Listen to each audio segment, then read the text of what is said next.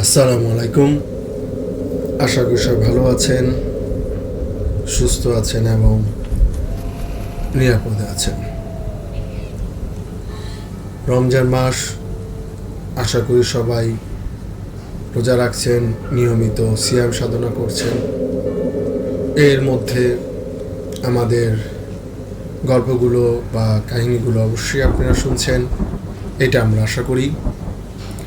আসলে আমার ভয়েসটা একটু চেঞ্জ আপনাদের কাছে লাগছে, কারণ আমার শরীরটা তেমন ভালো না, অসুস্থ। তো সবাই ক্ষমা সুন্দর দৃষ্টিতে দেখবেন। এখন চারিদিকে ঠান্ডা, জ্বর, তো সবাই সেফ থাকার চিন্তা করবেন বা বাসায় থাকার চেষ্টা করবেন। অতি জরুরি কোনো কাজ যদি না হয় তাহলে বের হবেন না। সামনে আমাদের পবিত্র ঈদের দিন, এই জন্য বললাম, কারণ সবাই সুস্থ থাকবেন। এই বছরে আমাদের 2টা ঈদই আসে। সো যেহেতু আমরা মুসলমান, অবশ্যই আমরা সেগুলো সুস্থভাবে পালন করার চেষ্টা করব। যাই হোক, আমাদের চ্যানেলটিতে আপনারা যদি কাহিনী পাঠাতে চান, আমাদের ইমেল অ্যাড্রেসটি হলো bhuthghanta@gmail.com। এখানে আপনার ভয়েস ক্লিপ অথবা ঘটনা লিখেও পাঠাতে পারেন। ঘটনা যদি প্রচারযোগ্য হয়, অবশ্যই আমরা সেটা প্রচার করব, আশা করি। আর আমাদের যারা লিসেনাররা আছেন, অবশ্যই আমাদের চ্যানেলটিকে সাবস্ক্রাইব করবেন, লাইক করবেন, শেয়ার করবেন এবং আমাদের গল্পগুলো পুরোপুরি শোনার চেষ্টা করবেন। কারণ এই কাহিনীগুলো যারা পাঠান, তারা হয়তো বা আমাদের বাংলাদেশি প্রবাসী ভাইয়েরা অথবা আমাদের বাংলাদেশে থাকেন। অনেক কষ্ট করে তারা ঘটনাগুলো পাঠান এবং আমরা অনেক কষ্ট করে ঘটনাগুলো আপনাদের জন্য জোগাড় করি, চেষ্টা করি ভালো ভালো ঘটনাগুলো কালেক্ট করার এবং সত্য ঘটনাগুলো আপনাদেরকে শোনানোর জন্য। তো এখানে কাহিনী আর গল্প দুইটা আমার মিক্সড হয়ে যায়, কারণ আমরা কাহিনী বলা হয় যেটা সত্যি ঘটনা, গল্প তো গল্পই। তো যাই হোক, এইটাও আপনারা ক্ষমা সুন্দর দৃষ্টিতে দেখবেন। আজকে যেই কাহিনীটা আমি আপনাদেরকে শোনাবো, সেই কাহিনী সম্পর্কে ধরেন যদি আমি বলি যে আপনার বাড়িতে যদি হঠাৎ রাতে জিনের আগমন ঘটে যায় কোনো এক রূপে, তখন আপনি কি করবেন? অবশ্যই আমাদের এটা আপনারা মেসেজ করে জানাবেন, আশা করি। অথবা আপনার চোখের সামনে যদি কোনো রূপে, সেটা আপনার অজান্তে কোনো সাপ বা কুকুর বা ব্যাঙ, যে কোনো রূপে যদি এই জিন হাজির হয় বা কোনো মানুষের রূপে, তখন আপনার কেমন লাগবে?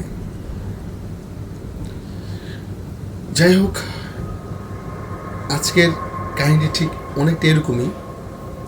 আজকে আমি যার কাহিনী আপনাদেরকে শোনাতে যাচ্ছি, তিনি আমাদের এক প্রবাসী ভাই। উনি সৌদি আরব থেকে এটি পাঠিয়েছেন। ঘটনাটি ওনার বাবার সাথে ঘটে যাওয়া,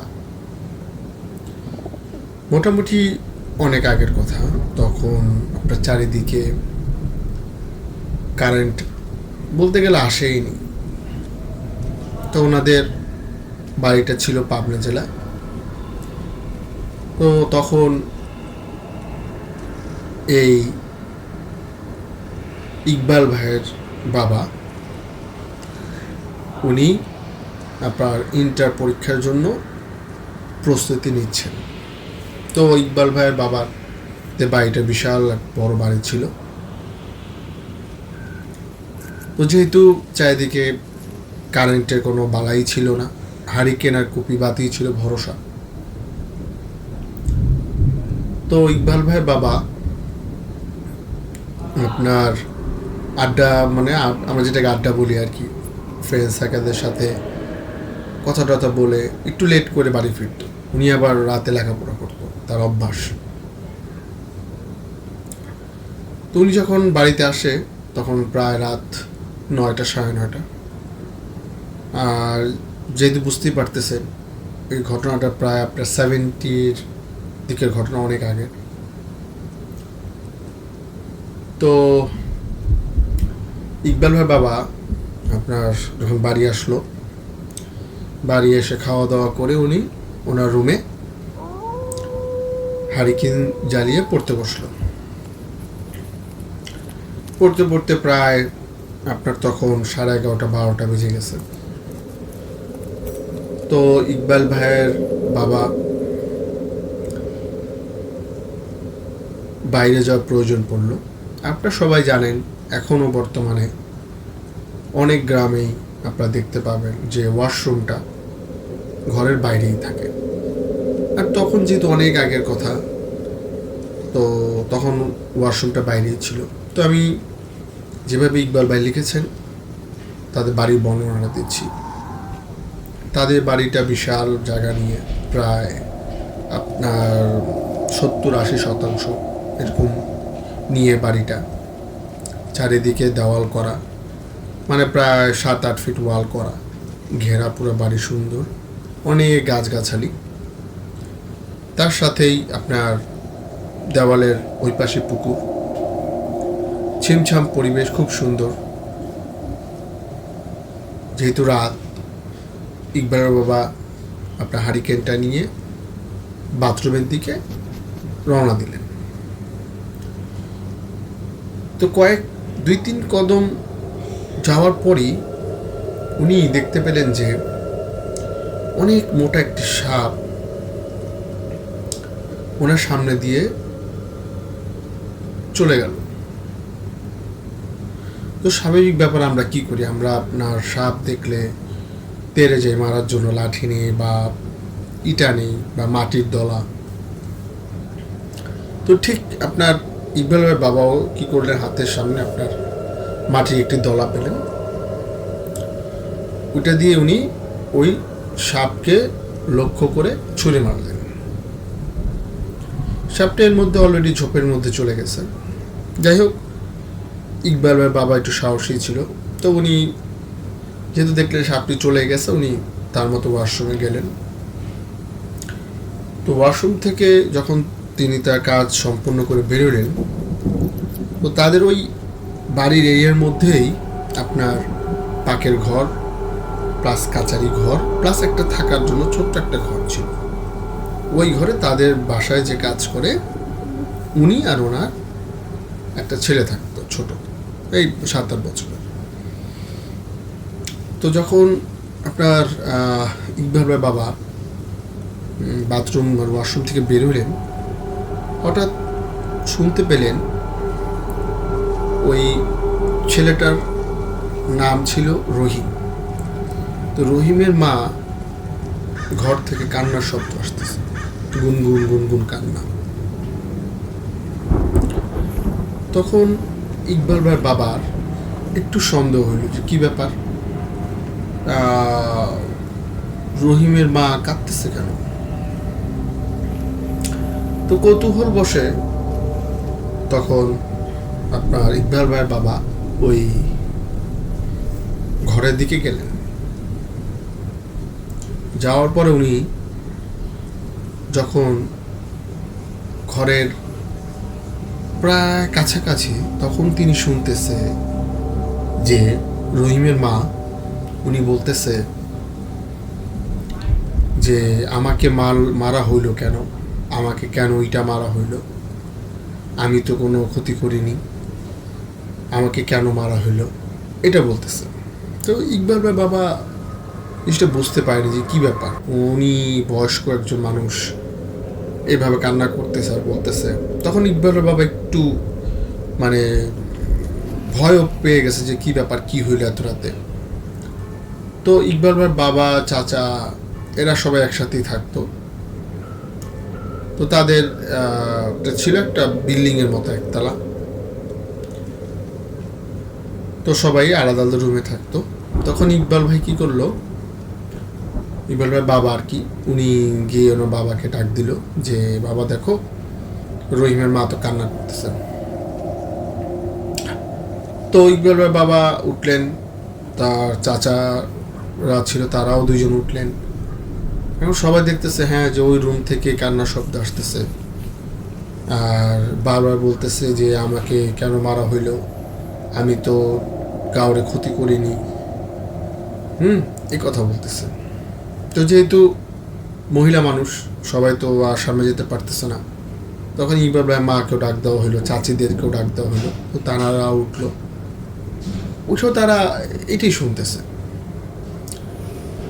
তখন তারা দরজা খুললো, ওই মানে ইকবাল ভাইয়ের মা চাচিরা গিয়ে খুলে দেখে যে রহিমের মা কান্না করতেছে আর প্রলাপ বকতেছে যে আমি ওকে কেন মারা হইলো, আমি তো চুপচাপ চলে গেছিলাম, আমি তো কোনো ক্ষতি করিনি। তখন ইকবাল ভাইয়ের মানে বাবার যে বাবা মানে ইকবাল ভাইয়ের দাদা জিজ্ঞেস করলো কে তোমাকে মারছে, কেন মারছে। উনি আগেকার মানুষ তো, ওনারা হালকা পাতলা বুঝতে পারে কিছু একটা হয়েছে। পর বলতেছে যে আমি তো চুপচাপ চলে যেতেছিলাম, আমি তো কোনো ক্ষতি করিনি, কেন আমাকে ঢিল মারা হইল। তো তখন ইকবাল ভাইয়ের বাবা বুঝতে পারলো আসলে ওনার সামনে দিয়ে যে সাপটা চলে গেছে ওইটা কোনো সাধারণ কোনো কিছু ছিল না,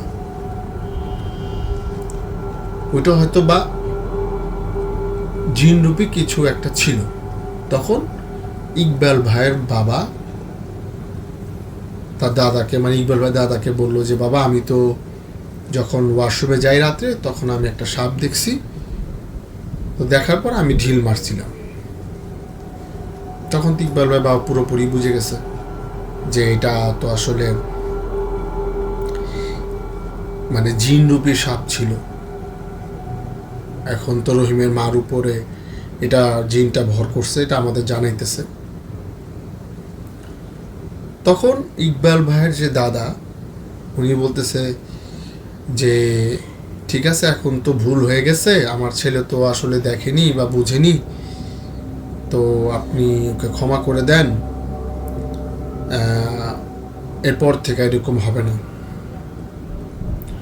তখন রহিমের মা নিজেই বলতেছে না কেন আমাকে মারলো, আমি তো কোনো ক্ষতি করিনি, এই কথা বারবার বলতেছে। তো তারাও বুঝতে পারলো যে এটা হয়তো বা এইভাবে যাবে না, সকাল পর্যন্ত ওয়েট করি, তারপরে কোনো ইমাম সাহেবকে নিয়ে আসবো,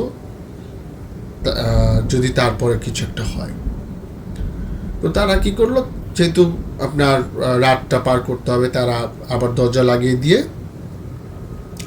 যে যার মতো যার রুমে চলে গেল। ফজরের আজান যখন দিল, সারা রাত এই রহিমের মা কান্না করতেছে আর বিলাপ করতেছে, এটা বলতেছে।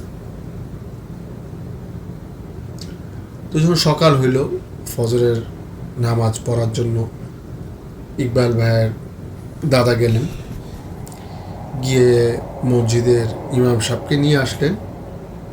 নিয়ে আসার পর ইমাম সাহেব রহিমের মাকে ওই প্রশ্নগুলাই করলো। পরে অনেক মানে আল্লাহর যে সূরা কালাম সেগুলা দিয়ে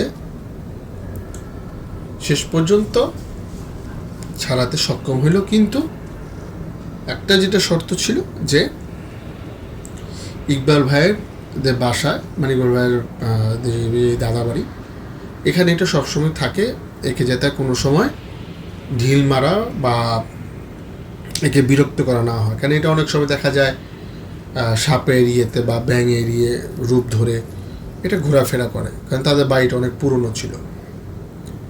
যাই হোক, তারপরে ইকবাল ভাইয়ের যে বাবা ছিলেন উনি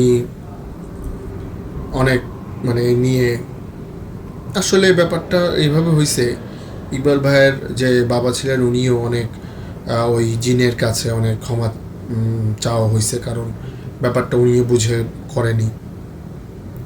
তো ইমাম সাহেব পানি পড়া দিলেন, তারপরে আপনার কিছু রুকায়াত করলেন, করার পরে কিছুদিন বললেন যে এটি নিয়ম মেনে চলার জন্য।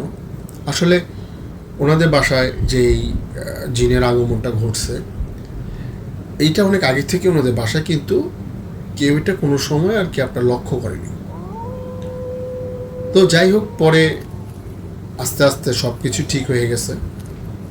কিন্তু এখন তাদের মানে বর্তমানে উনি তো এখন বর্তমানে সৌদি আরবে থাকেন, এখন আর তাদের বাসায় তেমন কিছু হয় না, অনেক আগে থেকে এগুলো বন্ধ হয়ে গেছে আসলে। তো যাই হোক, ঘটনাটা উনি যেভাবে লিখেছেন আমি সেভাবে পড়ে আপনাদের পড়ার চেষ্টা করলাম, আশা করি আপনাদের ভালো লেগেছে। আসলে আপনার সত্যি যেই আমরা ঘটনাগুলো এখানে বলি বা উঠে আনার চেষ্টা করি, ঘটনাগুলো ছোট কিন্তু ঘটনাগুলো সত্যতা পাবেন। যেমন দেখেন, এখানে শেষে তেমন কিছু করা লাগে, ইমাম সাহেব আসছেন, রুকায়াত করছে, মানে করা হয়েছে, তারপর আপনার দেখা গেছে যে কিছু পানি পড়া দিছে, সব ঠিকঠাক হয়ে গেছে। হ্যাঁ, কারণ জিনটা ভালো ছিল, কারো ক্ষতি করতে চায়নি, যদি ক্ষতি করতো তাহলে জিনিসটা অন্যরকম হইতো। যাই হোক, আশা করি আপনাদের এই ঘটনাটি ভালো লেগেছে। যাক, এখন আমি আপনাদেরকে সেকেন্ড একটা ঘটনা আজকে শোনাতে যাচ্ছি। আশা করি এই ঘটনাটি আপনাদের ভালো লাগবে। তো ঘটনাটি আমার সংগ্রহ করা একটি ঘটনা। তো ঘটনাটি সময়কাল যুদ্ধর পরপর ঘটনাটি ঘটে গেছে আমাদেরই নবাবগঞ্জ এলাকায়। তো আপনারা সবাই অনেকেই সিন্ধুকের কথা শুনতে পান, যে সিন্ধুক ভেসে ভেসে আসে। তো এরকমই একটা ঘটনা আজকে আমি শোনাবো। তো সম্পর্কে উনি আমার চাচা হন। তো আমার সেই চাচার যে ওয়াইফ ছিলেন, তো উনি তখন সদ্য বিবাহিত। তো উনি যখন সকালে আপনার মানে গোসলের জন্য নদীতে যায়, কারণ আমার সেই চাচার বাড়িটা ছিল একদম নদীর সাথেই।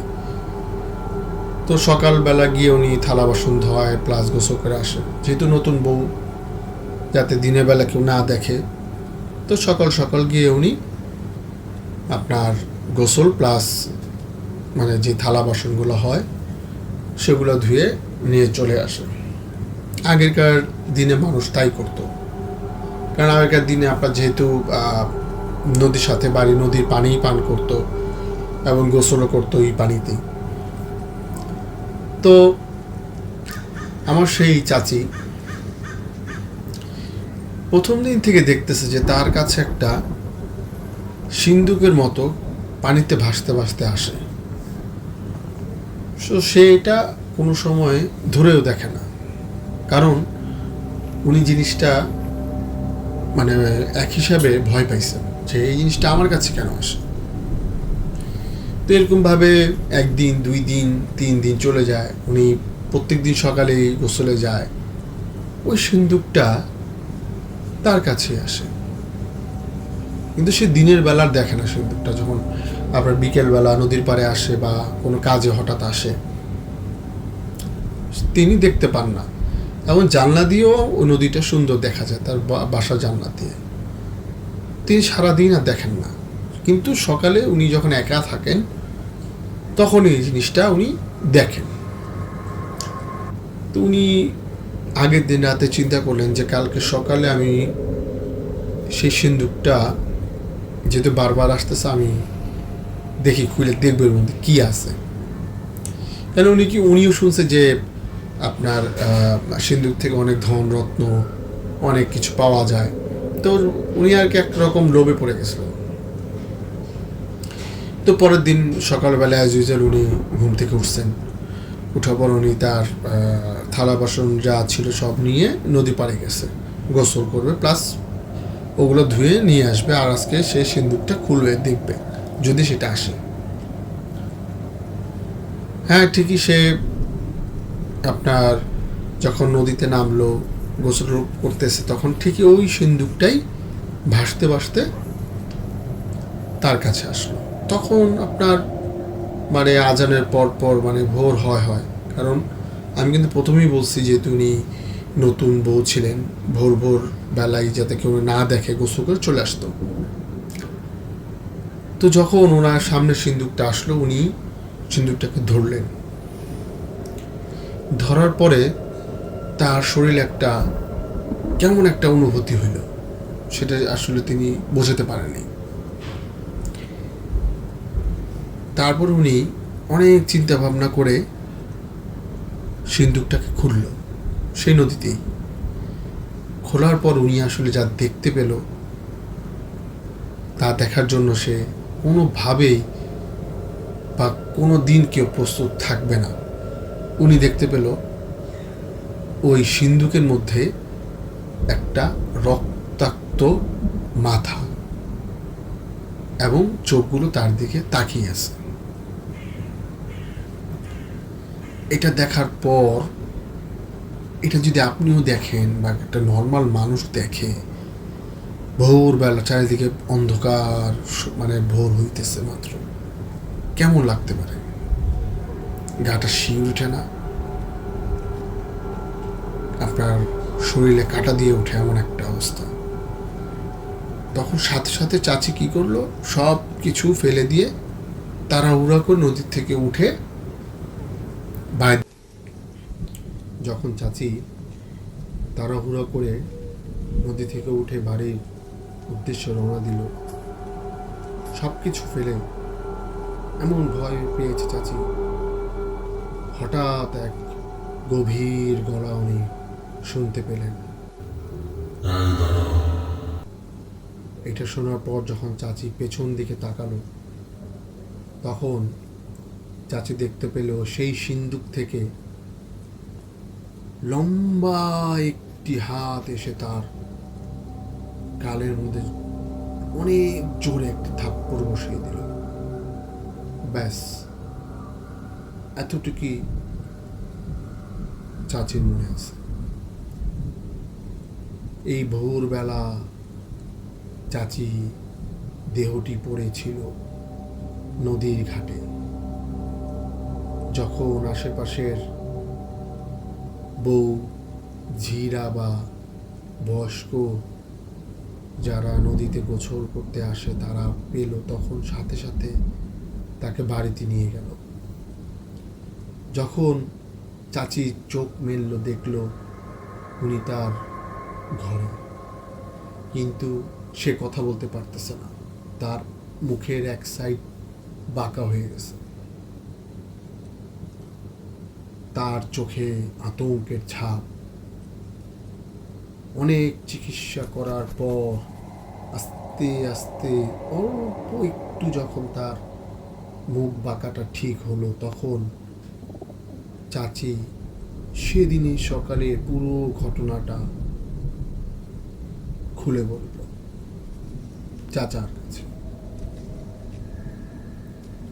কিন্তু এত বছর চাচি জীবিত ছিল এই মুখ বাঁকা নিয়ে, তার মুখ কোনো সময় স্বাভাবিক আর হয়নি। অনেক চিকিৎসা করার পর। তাই অবশ্যই সবাই সাবধানে থাকবেন। রাস্তাঘাটে অথবা পুকুরে, নদীতে যে কোনো জিনিস আপনারা পান না কেন, সেটা কোনো সময় না জেনে খোলার চেষ্টা করবেন না। বর্তমান যুগে হয়তোবা এখন অনেক কম হয় এগুলো, কিন্তু আজ থেকে 30-40 বছর আগে এগুলো অহরহ ঘটনা আপনারা অবশ্যই শুনেছেন বা শুনতে পেয়েছেন। তো যাই হোক, চাচি তারপর অনেক বছর জীবিত ছিলেন। পরে আপনার বয়সের ভারে আস্তে আস্তে মৃত্যুর দিকে উনি ধাবিত হন। যাই হোক, ঘটনাটি কেমন লেগেছে অবশ্যই আমাকে আপনারা জানাবেন। আশা করি এই সত্য ঘটনাটি আপনাদের অবশ্যই ভালো লেগেছে। আমরা সবসময় চেষ্টা করি সত্য ঘটনা বলার জন্য, জোগাড় করার জন্য, আপনাদের জন্য। হয়তোবা আমাদের কাহিনীগুলোর সময়কাল অনেক ছোট হয়, কারণ আমরা কোনো প্রফেশনাল স্টোরি টেলার না। চেষ্টা করছি আপনাদেরকে এন্টারটেনমেন্ট দেওয়ার জন্য। এই চেষ্টা চালিয়ে যাব আপনারা যদি আমাদের সাথে থাকেন। এইভাবে আমাদেরকে ঘটনা পাঠিয়ে যান। আমাদের ইমেল অ্যাড্রেসটি আমি আবার বলে দিচ্ছি, bhutghonta@gmail.com। এখানে আপনারা ভয়েস ক্লিপ অথবা লিখেও ঘটনা পাঠাতে পারেন। আমরা অবশ্যই ঘটনা প্রচারযোগ্য হলে অবশ্যই আমরা সেটি প্রচার করার চেষ্টা করব। সবচেয়ে ভালো হয় আপনার ভয়েস ক্লিপ পাঠালে আমরা সেগুলো প্রচার করে দিব, যদি সেগুলো মানসম্মত হয়। যাই হোক, আজকের মতো এখানেই বিদায় নিচ্ছি। আশা করি আপনাদের যে 2টি ঘটনা আমি শোনালাম ভালো লেগেছে। বড় মতোই আপনাদের সাথে ছিলাম আমি সোহেল। তো সবাই ভালো থাকবেন, সুস্থ থাকবেন, নিরাপদে থাকবেন। অবশ্যই আমাদের চ্যানেলটিকে সাবস্ক্রাইব করবেন, লাইক করবেন, শেয়ার করবেন। তো আজকের মতো এতটুকুই। আসসালামু আলাইকুম।